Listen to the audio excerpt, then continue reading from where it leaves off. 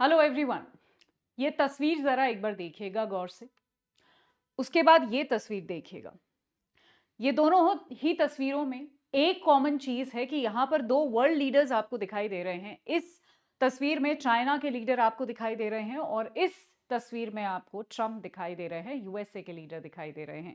दोनों ही ने कुछ लोगों को इकट्ठा किया हुआ है। यहाँ पर ट्रम्प के कुछ लोग, वेस्टर्न नेशन के कुछ लोग इकट्ठे हो रखे हैं और यहाँ पर आपको दिख रहा होगा कि पूरी पलटन इकट्ठी हो रखी है। यानी बहुत सारे करीबन 26 देशों के जो पीएम्स और प्रेसिडेंट है वो यहाँ पर इकट्ठे हुए हैं।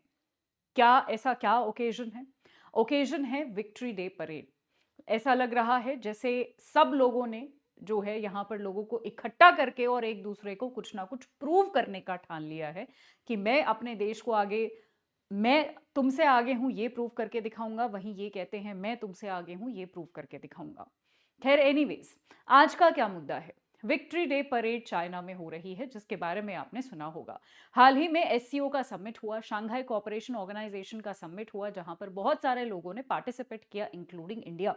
इंडिया भी चाइना में गया था, तियानजिन में, जहां पर एससीओ समिट में हमने पार्टिसिपेट किया। 2 दिन ये समिट चला, 31 अगस्त को और 1 सितंबर को। फिर हम अपने देश में वापस आ गए। वहां पर जो लोग गए हुए थे, चाइना ने उनको बोला कि तुम कुछ दिन और रुको, कुछ टाइम जो है और रुको, हम यहाँ पर एक बहुत ही बड़ी बड़ी जो है परेड निकालने वाले हैं जिसका नाम हमने विक्ट्री डे परेड रखा है। तुम उसको एंजॉय करना, उसके बाद जाना। तो ये लोग कुछ यहाँ पर रुके हुए थे। इंडिया यहाँ पर नहीं रुका हुआ था क्योंकि ये जो विक्ट्री डे परेड है ये जापान के अगेंस्ट निकाली जाती है, या चाइना को जापान ने जो है एक बार हराया था, उसी के उपलक्ष्य में चाइना विक्ट्री दिवस यानी जीत का जश्न जो है यहाँ पर मनाता है, जिसमें इन सब लोगों ने पार्टिसिपेट किया। इंडिया ने ऑफ कोर्स नहीं किया, हम जापान के साथ भी हैं तो ऑफ कोर्स हमने इसमें पार्टिसिपेट नहीं किया। खैर ये अलग बात है। विक्ट्री डे परेड निकाली गई, बट इस विक्ट्री डे परेड में एक बहुत इंपॉर्टेंट मैसेज चाइना ने दिया। चाइना ने बोला कि जब पूरी दुनिया अलग अलग जगहों में व्यस्त थी, जहां पर यूक्रेन रशिया वॉर चल रहा है, कभी ट्रम्प जेलेंस्की को बुला रहा है, कभी ट्रम्प पुतिन को बुला रहा है, कभी ट्रम्प टैरिफ लगा रहा है, कभी 25% उसको बढ़ा के 50%, कभी किसी चीज को घटा रहा है। जब ये सारी चीजें हो रही हैं तो हमने अपनी मिलिट्री कैपेबिलिटी को बहुत ही बढ़िया बना लिया और उसी को हम शोकेस करना चाहते हैं, स्पेसिफिकली यूएसए के अगेंस्ट, कि अब हम यूएसए के लेवल के बन गए हैं अपनी मिलिट्री कैपेबिलिटी में। और यही इस विक्ट्री डे परेड में चाइना ने बहुत ही अच्छे तरीके से शोकेस किया। आज के सेशन में मैं 5 मुद्दे उठाऊंगी, 5 सवाल उठाऊंगी और उनके जवाब भी दूंगी कि इस विक्ट्री डे परेड में कौन से 5 मुद्दों पर हम बात कर सकते हैं और हम सबको इस पर चर्चा करनी चाहिए। पहला मुद्दा है यहाँ पर, सबसे पहले आप ये विक्ट्री डे परेड देख सकते हैं जो कि अभी हुई है चाइना की, जो कि मिलिट्री स्ट्रेंथ को दर्शाता है। पहला मुद्दा और पहला सवाल यहाँ पर उठता है कि चाइना के पास देखिए बहुत सारे वेपन्स है, बिल्कुल सब अग्री करेंगे, बट चाइना उनको कैसे यूज कर सकता है। उससे पहले हम सब ये जान लें कि चाइना आज से 10 साल पहले चाइना के पास जो वेपन्स थे वो बड़े पुराने वेपन्स थे, रूडिमेंट्री वेपन्स जिनको हम बोलते हैं। यूएसए की एक तरीके से नकल करने में लगा हुआ था चाइना, बट आज के टाइम में अगर चाइना के वेपन्स देखे जाएं तो बहुत ही ज्यादा इनोवेटिव और अलग अलग रेंज के वेपन्स जो हैं वो चाइना ने बना लिए हैं, जो अभी अभी चाइना ने शोकेस भी किए। वैसे तो चाइना की मीडिया जो है बहुत सारी चीजें बाहर नहीं आने देना चाहती, बट ये जो अवसर है, एससीओ का हो या फिर चाहे विक्ट्री डे का हो, ये तो ऐसा लगता है कि जिनपिंग ने जो है स्पेशली अपनी मीडिया को बोला कि ये सारी चीजें तो, ये सारी तस्वीरें तो जरूर ही बाहर जानी चाहिए क्योंकि लोगों को उनको दिखाना था।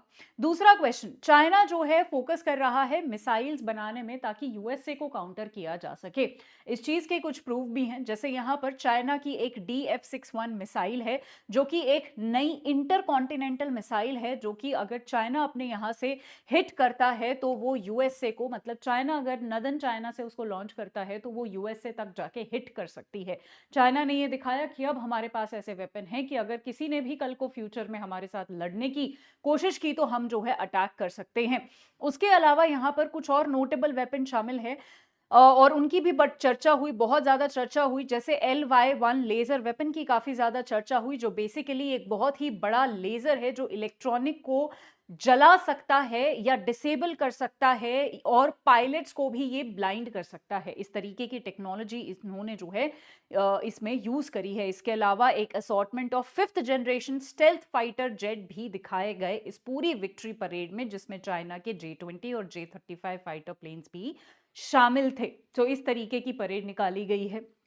तीसरा सवाल, चाइना जो है यहाँ पर आर्टिफिशियल इंटेलिजेंस को भी चाइना ने अपने इस वेपन मेकिंग में और इस पूरे चीज़ों में आर्टिफिशियल इंटेलिजेंस को भी शामिल कर लिया है। जहां आज तक भी बहुत सारे देश जो है आर्टिफिशियल इंटेलिजेंस को अभी एक्सप्लोर ही कर रहे हैं, अपने डिफेंस सिस्टम में इंक्लूड करने से डेफिनेटली डरते हैं, क्योंकि एआई के डिसएडवांटेजेस भी बहुत सारे हो सकते हैं और अभी एआई हमने टेस्ट भी नहीं करके देखा है कि किस तरीके से एआई काम करेगा। वहीं दूसरी तरफ चाइना ने जो है काफी एडवांसमेंट कर लिया है और एआई को भी अपने डिफेंस में शामिल कर लिया है। इसका प्रूफ भी इन्होंने दिखाया। आप यहां पर ये रोबोट देख सकते हैं, रोबोट वॉल्व नाम है इसका। It can be equipped to perform different role alongside soldiers. Okay, so यहाँ पर ये जो है, ये जो आपको दिख रहा है, ये रोबोट जो दिख रहा है, ये सोल्जर्स के साथ साथ एक तरीके से ये एक एआई टूल है जो सोल्जर्स के साथ साथ या सोल्जर्स की तरह ही जो है काम परफॉर्म करेगा, जो इंफॉर्मेशन कलेक्ट करने का काम, ट्रांसपोर्ट कर सकता है, जितने भी गोला बारूद हैं उनका ट्रांसपोर्टेशन का काम, इस तरीके का काम ये कर सकता है। सो एआई को काफी ज्यादा जो है इन्होंने इन्वॉल्व करना शुरू कर दिया है।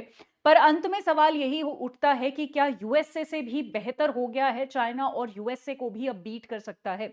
देखिए, यूएसए को compete कर रहा है चाइना, यूएसए के बराबर पहुंचने की कोशिश कर रहा है, पर यूएसए के पास अभी भी वेपन्स का तो खैर सब लोग सारी चीजें नहीं बताते हैं। हो सकता है यूएसए ने भी, अभी यूएसए के पास भी बहुत सारे ऐसे हिडन वेपन्स हो जिसका किसी को नहीं पता हो, जिसको मीडिया का ना पता हो, मीडिया को नहीं पता हो, जिसका मुझे आपको किसी को ना पता हो, देश दुनिया को ना पता हो। तो उस लेवल पे तो हम अभी नहीं कंपेयर कर सकते, बट डेफिनेटली यहाँ पर एक एडवांटेज यूएसए के पास अभी भी है, जिसको हम कहते हैं बॉटम अप कल्चर। यूएसए के पास एक बॉटम अप कल्चर है, यानी यूएसए की जो यूनिट्स हैं, जो ग्राउंड पर यूनिट्स है, वो अभी भी जो है यहाँ पर उनके पास एक पावर होती है और उनके पास एक एक्सपीरियंस है जो ग्राउंड पे डिसीजन ले सकते हैं। यानी कहने का मतलब ये है कि सारी चीजें, missiles, weapons, drones, artificial intelligence ही नहीं कर सकता। बहुत सारे चीजें, बहुत सारे डिसीजंस जो हैं वो हमारे जो ऑन ग्राउंड लोग होते हैं उनको लेना पड़ता है, और इस चीज में डेफिनेटली यूएसए के पास एक एडवांटेज है, बहुत बड़ा एडवांटेज है, क्योंकि ज्यादा उनके पास एक्सपीरियंस है, वो कॉल ले सकते हैं, ये सारी चीजें। सो यहां पर एक एडवांटेज है।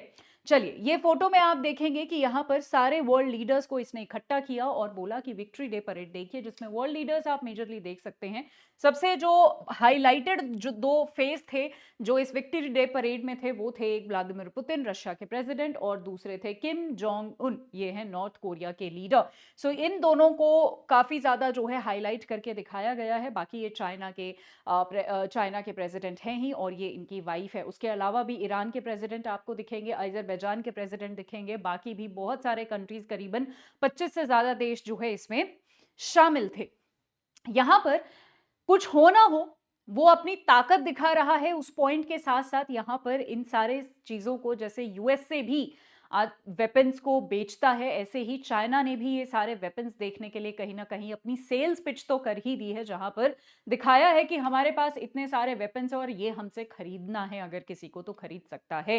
इसमें ऑलरेडी बहुत सारे एशिया के देश हैं हमारे पास जो चाइना से वेपन खरीदते हैं। फॉर एग्जाम्पल म्यांमार, यहाँ पर भी लिखा हुआ है, म्यांमार जो है बहुत ही ह्यूज क्वांटिटी में चाइनीज वेपन जो है यहाँ पर ले चुका है, और भी बहुत सारे कंट्रीज हैं जो चाइना से वेपन लेते हैं, और इस तरीके के वेपन्स को शोकेस करके कहीं ना कहीं पावर का तो दिखाया ही है, पावर, अपनी स्ट्रेंथ तो दिखाई है, साथ के साथ अपनी बेचने की भी सेल्स पिच चाइना ने बहुत ही अच्छे से कर दी है।